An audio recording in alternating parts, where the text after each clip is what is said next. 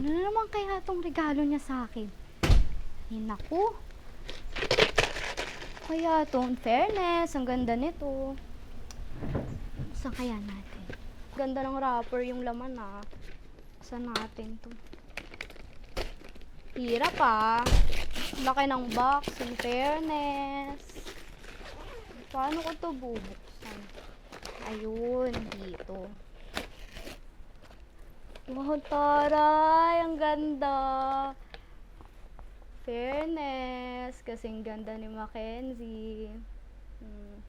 Color green. Hindi siya bagay sa outfit ko. Fairness. Hi! Ano yan? Mukhang maganda.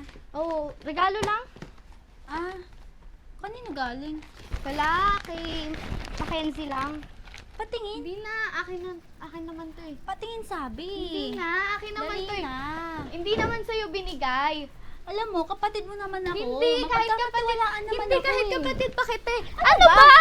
Akin nga yan eh. Akin yan. Wow. Regalo lang? Lang? Akin yan, hindi yan sa'yo. Eh, putang mahal-mahal nito eh. Bakit ka naman bibigyan ng Mackenzie ng ganito kamahal na regalo? Hindi ko alam, basta binigay niya sa akin, kaya akin yan. Regalo pa ba ito ng isang pinsan, Shan?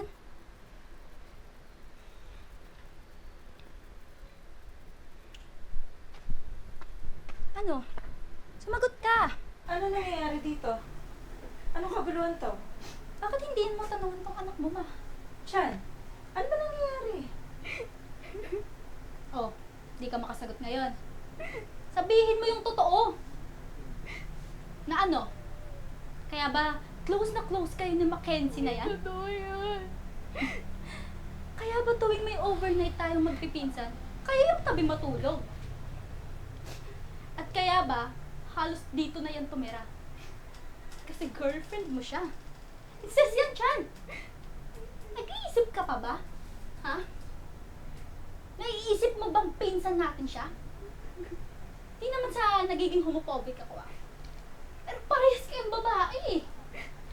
Totoo ba to, Chandrea? Oo. Oo. Look, kung may ginagawa masama ni Mackenzie, wala. Anong wala? Ito na nga bang sinasabi ko eh. Kahit anong tago ko ng katotohanan, wala ayan. Lumalabas pa rin. Anong katotohanan, tita?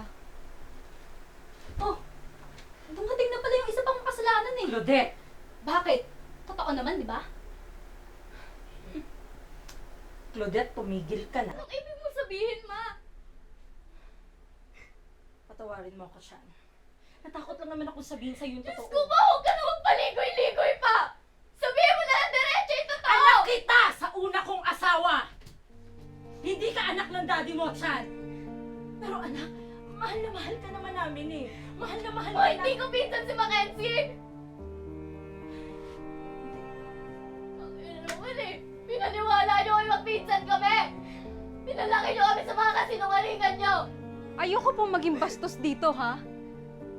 Pero ngayon po na nalaman namin itong tunay na pagkatao ni Chandria. Wala po kayong magagawa. Itutuloy po namin tong relasyon namin. Sa bagay na yan, hindi ko kayo mapipigilan, Chan. Give us time to accept this and explain to the family. Please excuse us po muna, tita. Kailangan ko lang pong pakalmahin si Chandria.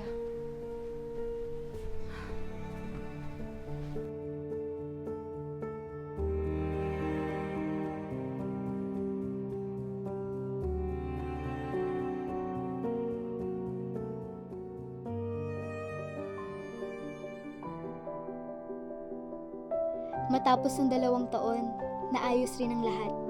Ipinaliwanag sa akin nila mama at papa na namatay na raw ang tunay kong ama.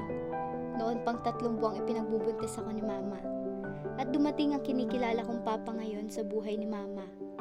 Inakoy niya ako at tinuring na sariling anak. Hindi ko makayanang magtanim ng galit kay mama o kay papa dahil ginawa lang naman nilang itago iyon dahil sa sobrang pagmamahal nila sa akin.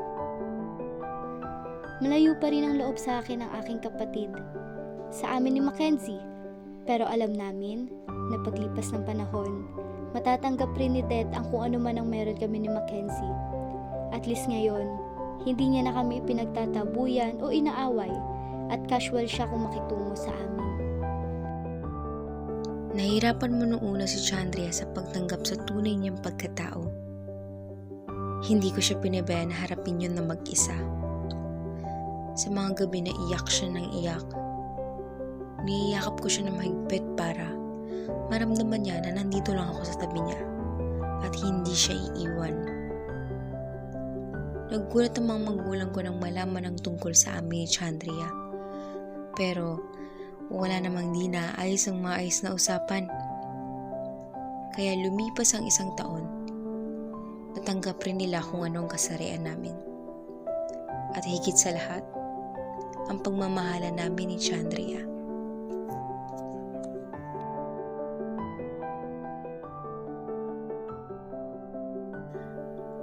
Ito ang pagmamahala namin hindi perpekto, ngunit makapagbibigay ng inspirasyon ng walang imposible sa pagmamahal. At para ipaalala sa inyong lahat na walang kasarian ang pagmamahal. Kami nagpapaalam na ngayon. Hanggang sa muli!